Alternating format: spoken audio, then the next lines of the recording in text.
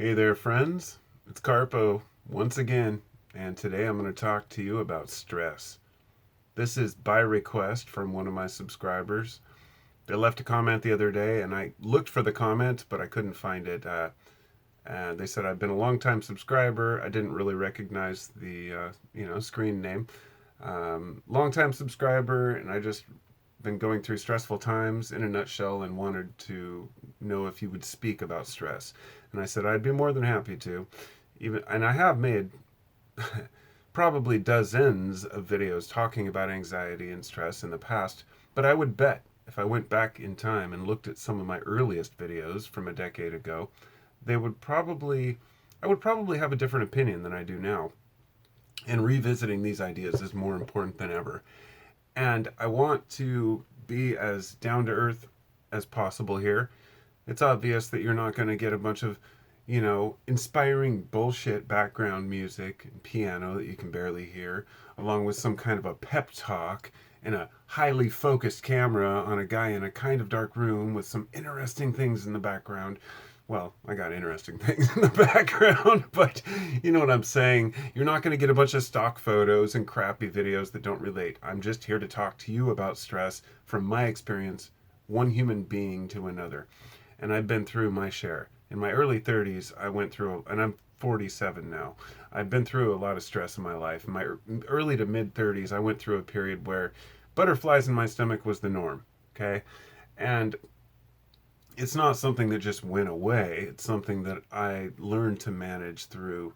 I'll just say, because I want to get this as succinct and to the point and as possible, because I do tend to ramble and I only have so much time here and I don't want to waste your time. But I think that my opinion, the reason why this video took me like several days to make, I was a little under the weather. I still got kind of a stuffy nose, but uh, also I've been thinking about whether how to even discuss this topic. I wrote this down earlier, and I want to read this first. Stress or anxiety is neither a diagnosis nor a condition. It is a side effect of a physical or emotional issue in need of resolution in the individual or family group. Most often, it is resolved through a conscious awareness of the problem and worked through if possible. If one cannot mitigate the issue, the only solution is acceptance and humility. In either case, moving forward and starting each day anew without dwelling on the past is the only path to overcome existential anxiety.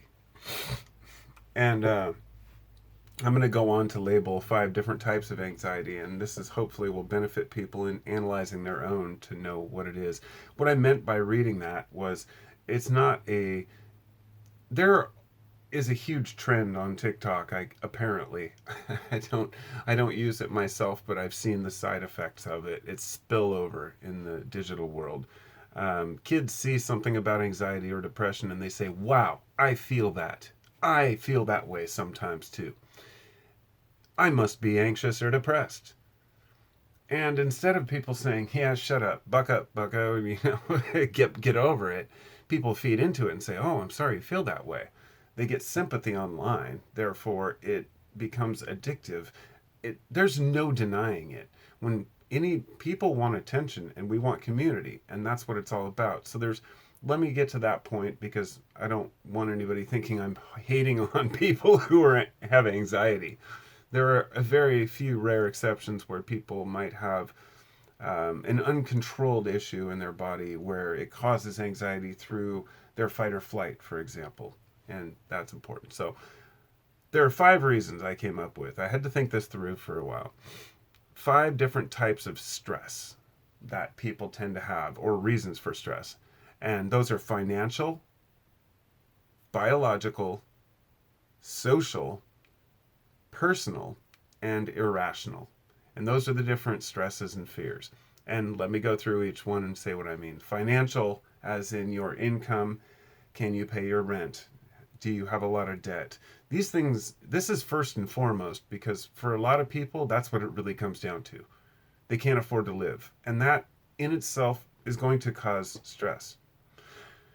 Even if you try to mitigate it through just accepting where you're at, you should be able to live if you're working full time. The next one is biological. That's when you have health issues. You have a failing organ. Maybe you've taken care of yourself forever, but still something goes wrong. It happens to all of us. Eventually, we all die. And the fact is that we always have a little bit of anxiety about that. And I know I'll get to why I'm using stress and anxiety interchangeably, but they are slightly different. But as I say, let me give you the definition of stress first. Stress, the definition, the dictionary, I guess Merriam-Webster dictionary, says it's a pressure or tension exerted on material object. So that makes total sense. Anybody in construction knows about stress on concrete and stresses on various objects until they break. And that's a great metaphor for people. People have a certain level of stress until they tend to break. But the human definition for stress, the alternate version, is a state of mental or emotional strain or tension resulting from adverse or very demanding circumstances. So let me tell you, we've all had adverse and demanding circumstances. I think we can all relate to that. So we've all had stresses in our life. The question isn't whether you have stress, but how you deal with that stress. So, got a little distracted. I went through the financial, biological aspects. You've got your money and then your health. The third one out of the five was social. And that's a hugely important one and one that's overlooked. If you're stressed out and you have your health and you're healthy and you have your finances taken care of and you're still stressed out, then you move to the third one, which is social. And some people might argue social is first, but I disagree. You need to have your health taken care of and your finances taken care of before you worry too much about social shit. I mean, sure, family and friends you hopefully have, but social, friends, family, and your status in life, like where you're at, the people you know, the friends, the people you can trust. Some people don't have anyone. And if you're lonely, it makes it very hard sometimes to even meet the first two. And that's why it's hard to really put them in a particular order. And I find connection with other people, or a lack thereof, to be one of the main causes of stress for a lot of people. And a lot of folks say, well, I'm a loner, I'm an extrovert. Don't bullshit yourself. Or sorry, an introvert. Yeah, I'm an introvert too, but my family means everything to me. Having a connection with other people is what matters. It's hard to get away from that. And then the fourth, out of the first four of five, which are in there, the fifth is in its own category. The fourth reason why people stress, if you have your needs taken care of, your finances, your biological issues, your social issues, and everything's great, but you're still stressed, then look at the personal. It's the fourth one. And personal is your self-worth and value, what you're contributing to the world. It doesn't have to be leaving a huge mark, building a pyramid or something, or running a company. It can just be raising children, or starting your own little company, or exploring nature and finding something new. The fact that we've put out any effort, and I feel like in our hearts we know that we want to leave something behind. In other words, you can have a very high-paying job, have all your finances taken care of, and be healthy your whole life, and have all the friends and family you could desire, but still be anxious or depressed. Sometimes that can be because we just don't feel fulfilled, and fulfillment is a big one. And then the fifth and final one to get this over here is the irrational stresses. And this is by far what's causing the most problems in today's society. We have a lot of our basic needs met, but then we fear, in the past it was things like fearing the unknown, fearing insects, right? Being scared of spiders or snakes, even in areas where they're not dangerous, just because of this primal fear. We've mirrored that primal fear onto new things. Now we live in cities, we've shut out nature, and now we fear each other. There's a reason it's the urban jungle. It's a constant mess. Cities are turning into nightmares, and it's nothing new. It's not a modern issue. They've always been shitholes. Anytime a city gets too big And especially when people lose those first four things, like community, connection to other people, um, it goes downhill. And it's really unfortunate, but that causes an additional stress on the people. Because if you live in an area where shit's going downhill, you will have more irrational fears and rational fears about the problems in your own neighborhood. So here we are, you know. I think that there are very few solutions to the problem of stress other than to just accept it. And so some of the things that I've found are useful and would highly benefit most people. The first one is to let go of what you know. Let go of what you think you know, because it's not worth arguing bullshit with people. It's not worth fucking getting into some debate with somebody that you don't give a shit anyway about their opinion and trying to prove yourself to them. Let's say it's somebody you do value their opinion. It doesn't matter. You still don't have to convince them or get them to admit that they agree with you. You plant a seed, you state your opinion, you move on. I have a friend group where we have this group text going, and all three of us have such different political opinions. One of my friends is really left, you know, supports liberals and Democrats. My other buddy is a conservative, supports the right, and he's all upset about the issues of the right. And I am in the middle. I feel like almost like you're both full of shit, but at the same time a referee between them two. But we all walk away saying, "Man, I love you, bro. It was great, you know, that we can have these conversations." Because in the real world, with people that you meet in person, it doesn't. Those things don't really matter that much, you know. It's just we see this bullshit online and people get really sucked in. They don't realize that most people aren't fist fighting over who they voted for, you know. It's sad, but I digress.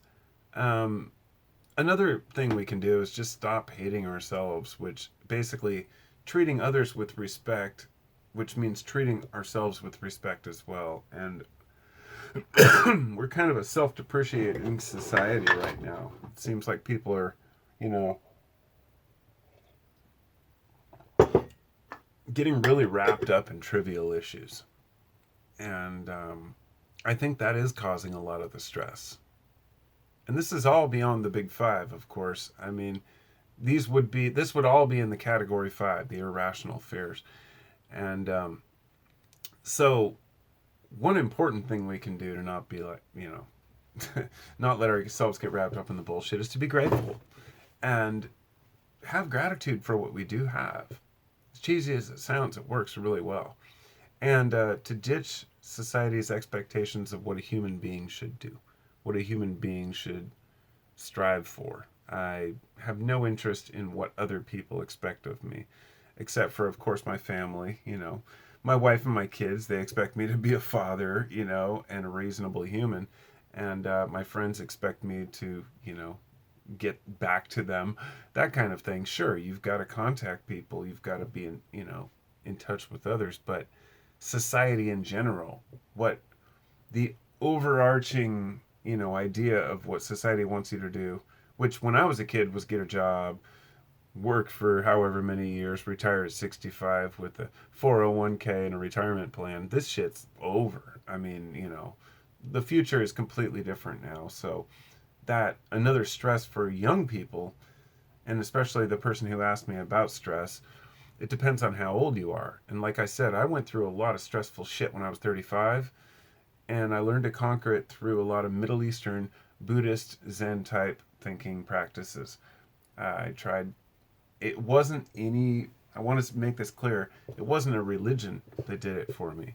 I didn't fall into any particular trap. In fact, why I say Zen is because Zen is basically Buddhism stripped down from all the bullshit, but at the same time, they're wrapped up in their own bullshit. I think each person has to find their own truth, their own enlightenment, their own religion, their own belief system, and really work on that. It's not something you can just learn from other people. Oh man, this stool is horrible. um, so just be yourself. That's it. And that's so hard because it's not something I want to make it clear. That's not something people understand. It's hard because a lot of folks hate hearing those terms, be yourself, because They say, what if you don't know who you are? And that's something I understand. I want to say we all don't know who we are. It's not that it's minimizing people who are lost. It's acknowledging that all of us are lost and that many people put on a really good front to convince you otherwise. And so society's expectations don't matter as much as your own and those you love and respect. And we can try breathing techniques, we can try meditation, you can try yoga, but one thing I recommend more than anything is for people to go out and spend time in nature. No matter where you live, I guarantee you have a park near you. It's just how it is. We all have parks, and there's a reason for that. And I get trapped in my own realities sometimes, get stuck in my house and don't get out for a while, and I'm like, oh, I should have gone up to the park just to hang out. But I'm past the point in my life where I feel guilty about that. Like, oh, I missed out. I should have or shouldn't have done this. I just live each day as a new day. Just say, what should I do today? What do I feel like doing today? Sometimes you have to go to work, and that's how it is. But otherwise, you know what I'm saying? It's like we can't dwell on the bullshit. That stresses us out even more. Turn off the news and the TV. I mean, there's nothing wrong with reading the headlines. I can't resist. I like to be informed and know what's going on. But let's admit it, you can get a synopsis of what's going on pretty quickly. And there's no need to stress out about what's going on overseas in some other country you barely know anything about. We want to pretend like it matters and that we should care, but very seldom does it matter as much as we think it does in the long run. To us as individuals, you can be informed without being stressed out or upset about other things that you can't control. I hear a lot of sirens out there. I used to actually get bothered by that when I was making videos. Oh, there's sirens. It's messing up my video. I think that's weird. There was a weird time in my life. I don't know. Anyway, spending time in nature, like I said, as much as possible, I think is very key. I think more people need to do that. But also, be extremely patient. Once you start discovering how you want to change your own life and you figure out how to overcome your stress, be patient because and don't look back at the bullshit. Just move forward. There was a time when I went to a doctor and tried to get prescriptions. I got prescribed Buspar or Buspirone. I think Buspar is what they called it, but what I was going for were benzos. Not because I was an addict, but because they worked for me. I was taking Valium for a while that I got from a friend. Back then you could get it everywhere, and it helps me. It helps me. It didn't make me tired. Some people take Valium and fall asleep. For me, it calmed my nerves and allowed me to motivate. And when I found out the dangers of it, I stopped taking it because I found out the withdrawals could be horrible. You could die from them. I mean, benzo withdrawal is horrible, and it can last a long time. Just talk to Jordan Peterson. That was a huge thing a couple of years ago. He went through months of that shit. And so I said, no, I can't take these. But the Buspar that he gave me was even worse. It gave me brain zaps. If you've ever had brain zaps, you know what I'm talking about. It's like when you turn your head or kind of move, it's like just this, like, flush those down the toilet. I did have some Klonopin for a while, and that helped. But ultimately, I had to deal with the stress on the level of where it came from. And that's the key right there. So you have to deal with it at the source, at why you're stressed out, why you're anxious. You can't cover it up. And if you do, drugs will only work temporarily, just to kind of blanket it a little bit. Each day is a chance to start anew. And yesterday does not define who we are today, and never will. We can change. People say folks don't change. Anybody who says people don't change, let's just say that that means they don't want to change. And I believe we all have to change for each other sometimes. Any husband and wife who's been together for any period of time will tell you it's not that you have to change for each other, but you have to adjust to each other's needs. All humans do. It's just part of life. The more you resist that, the more stressful it can become. You've got to be a little more accepting and also not be controlling. Control freaks will always be stressed out.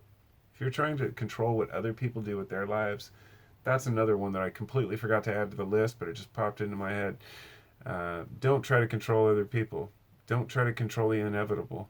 And don't, especially the big one, is don't worry about death. You've got to be able to look that shit right in the eye and say, all right, whatever happens, happens, because it's inevitable. Everyone dies. It shouldn't even be on the list because it doesn't matter. It's going to happen. It is inevitable. So don't rush life. It will happen regardless.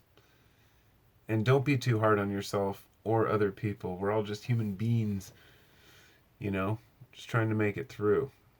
And a final note would be to read up on alchemy, mental alchemy, you know, look into some different ways of thinking, how to transfer your negative thoughts into something more positive. I heard somebody point out in a video the other day, they said, you know, it was some random discussion about the Dunning-Kruger effect, and which is where the more you think you know, usually the less you know. In other words, the more you learn about a topic, the more you realize, holy shit, I don't know much about this topic, and then you become more suspicious of your own knowledge. Therefore, the most intelligent people feel like they're kind of dumb, and the dumbest people in our society feel like they're pretty smart. And it's always been this way, but it's some of the things that I've learned in the past, that what they were saying is sometimes when you've learned so much about how to behave or think a certain way, you just take it for granted. You forget that you learned it. It's kind of, there's the bubble you know and the bubble you don't know, but after a while that bubble grows out and there's another bubble inside, which is the bubble that you forget you know. In other words, this is the automation. So if you're a carpenter and you're out cutting and doing stuff, and you want to teach somebody how to do something as a carpenter, and you forget the very basic things like, oh, here's how you draw a pencil line, or here's how you use a basic square. You want to just tell people, oh, make a mark, or a 36 and a quarter. Maybe they don't know how to read a tape measure. You forget that you have to actually learn. You forget the times when you spend all this time to like, oh, how does this work? And we need to give each other a little bit of credit on that front. But by thinking that way, by realizing, as Vsauce put it, Sonder was the word he brought up years ago. Sonder is the realization that each other human out there has a life that's just as interesting and rich and unique as yours, and you're not just a player in a video game, and the world isn't just NPCs and you don't live in the Matrix, but rather we live in an interconnected world where we all need each other and we all do our best to interact with each other in a respectable and kind way. And by going out and meeting people, being nice to people, but also taking time for yourself, not being a sucker, but not being an asshole, you can live a life that's generally stress-free, as long as you don't end up with all these other issues. But here's what I believe.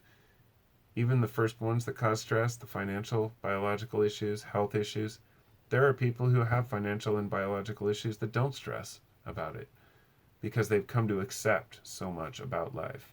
So acceptance of what is, that's the key to losing that butterfly in your stomach and letting it fly away. Thanks for listening.